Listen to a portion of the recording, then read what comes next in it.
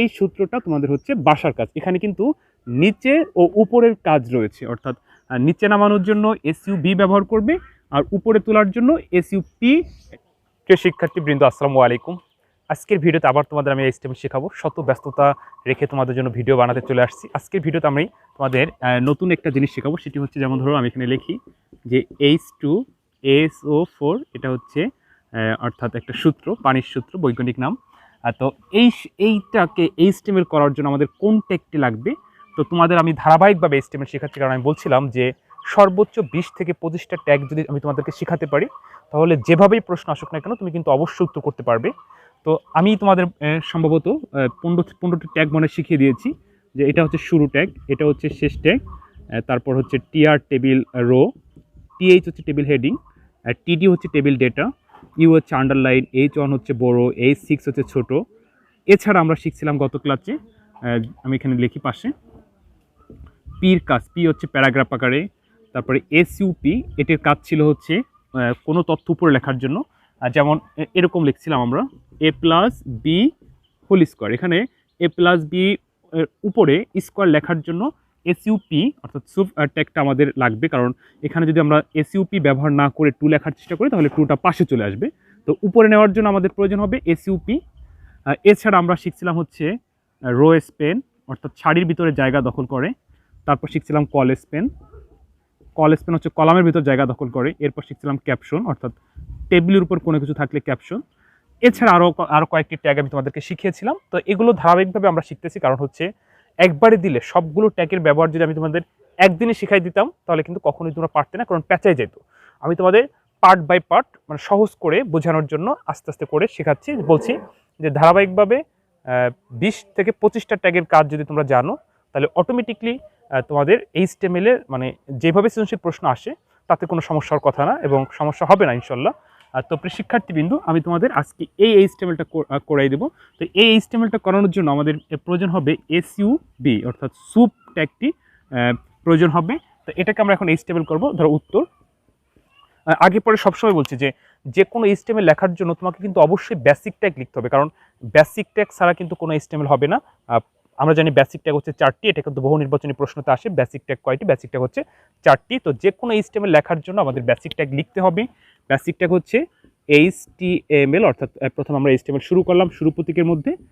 এরপর হচ্ছে হেড লিখলাম, হেড শুরু করলাম। হেডের পর হচ্ছে টাইটেল, TITLE, টাইটেল শুরু করে এই ডকুমেন্টটাকে আমরা কি নামে সেভ করব, আর তার একটা আমরা নাম দেব। যে কোনো নাম তুমি দিতে পারো, সমস্যা নেই। আমরা ফর্মুলা নামে সেভ করি। এটা আমরা এখন টাইটেল শেষ করব। আমরা জানি HTML এ যা শুরু হয় তাই শেষ হয়, আর শুধু 3টা জিনিস HTML এর শুরু আছে, শেষ নাই, ইমেজ, বিআর, এইচআর। টাইটেল শেষ হওয়ার সাথে সাথে এখন আমরা হেড শেষ করব। হেড শেষ করার সাথে সাথে বডি শুরু হবে। বডি হচ্ছে ডিসপ্লে, অর্থাৎ প্রশ্নের উদ্দীপক। যখন আমরা প্রশ্নের উদ্দীপক লেখা শুরু করব তখনই বডি শুরু করতে হবে। তো বডি শুরু করে আমরা দেখব আমাদের উদ্দীপকটা কিভাবে আছে। সেই উদ্দীপকটা লেখার জন্য আমাদের কি কি ট্যাগ প্রয়োজন, সেই ট্যাগগুলো আমরা ব্যবহার করব। তা এরপরে সমস্ত উদ্দীপকের মানে যে কাজগুলো থাকবে সব কিছু লেখার পরে আমরা বডি শেষ করব। আর মনে রাখবে, বডি শেষ হওয়ার সাথে সাথে HTML শেষ হবে। তো এই যে দেখো তোমরা, আমি এখানে যা লিখছি এটা হচ্ছে বেসিক ট্যাগ, অর্থাৎ যে কোনো HTML তুমি যখনই লিখতে যাবে অবশ্যই তোমাকে এই 4টা ট্যাগ লিখতে হবে।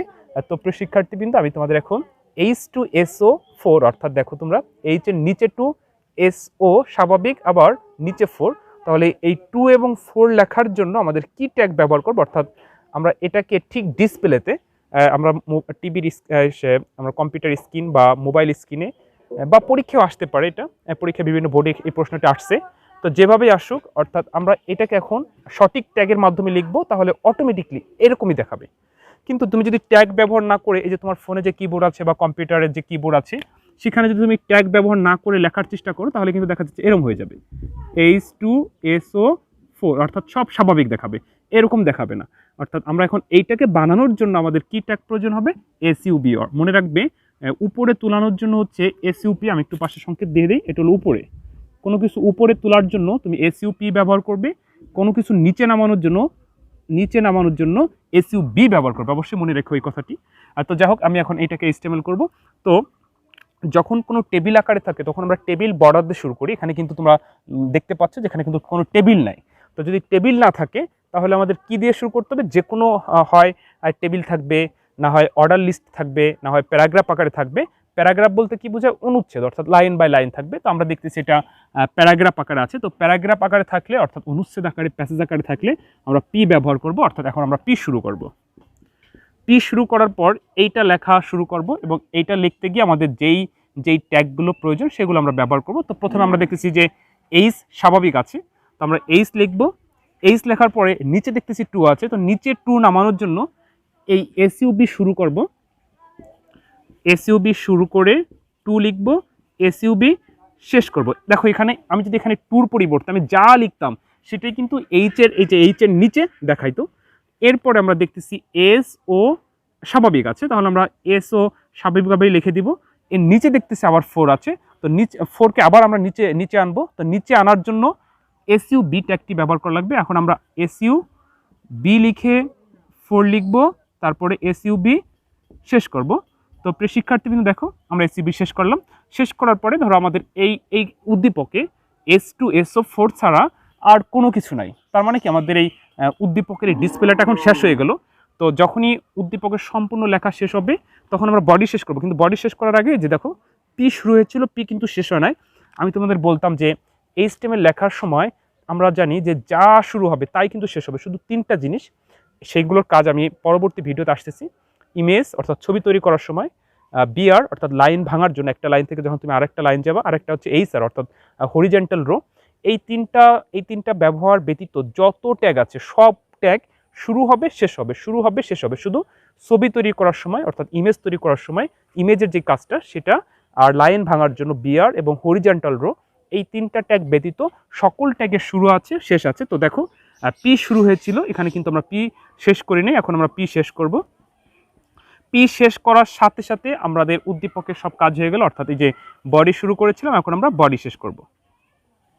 বডি শেষ করার সাথে সাথে তোমরা একটু লক্ষ্য করো, এই যে আমরা HTML শুরু করেছিলাম এখন আমরা HTML শেষ করব। তো প্রিয় শিক্ষার্থীবৃন্দ আশা করি তোমরা বুঝতে পারছো যে কিভাবে এসইউবি দিয়ে ট্যাগ লিখতে হয়। আমি তোমাদের এখন একটা বাসার কাজ দিব, তোমরা এটাকে করবে। আমি আগামীকাল, আমি বলছি যে আমি যত ব্যস্ত থাকি না কেন তোমাদের জন্য কন্টিনিউ ভিডিও বানানোর চেষ্টা করি, এবং আমার এই চ্যানেলে শুধু আইসিটি ক্লাসের ভিডিও পাবে ইনশাল্লাহ। পরীক্ষা অবধি পর্যন্ত তোমাদের বিভিন্ন সাজেশন, তারপর বিভিন্ন প্রশ্নের উত্তর যেগুলো থিওরি টাইপের সেগুলোর উত্তর আমি রেডি করতেছি তোমাদের সাহায্য করার জন্য।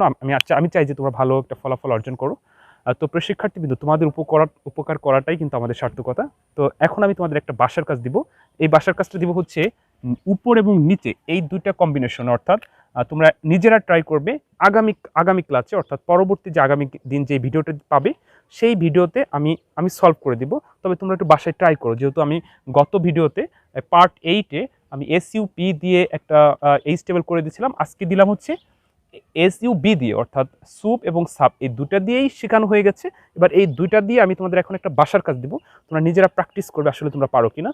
তারপর আগামীকালকে যখন আমি ওইটা আবার মানে সলিউশন করে দেবো তখন আমার সাথে আবার তোমরা মিলেবে যে আসলে তোমাদের হয়েছে কিনা। তো বাসার কাজটা নাও তোমরা।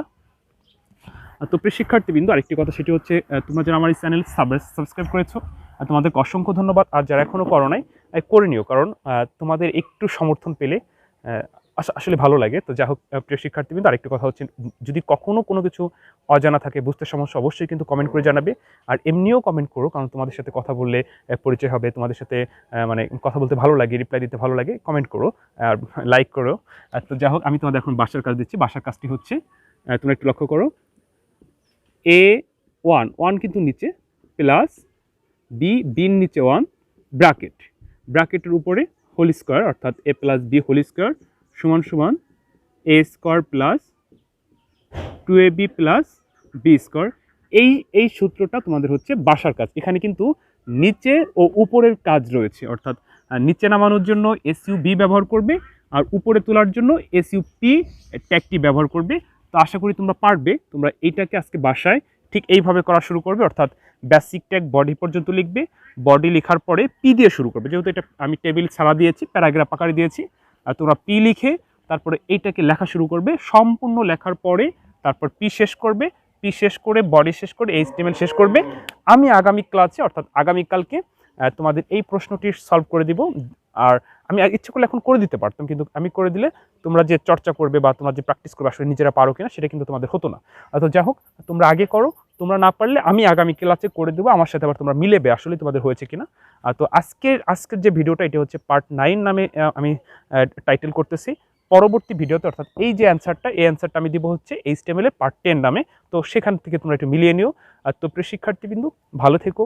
পরবর্তী ভিডিওতে অন্য কোনো দিন আবার দেখা হবে। আসসালামু আলাইকুম।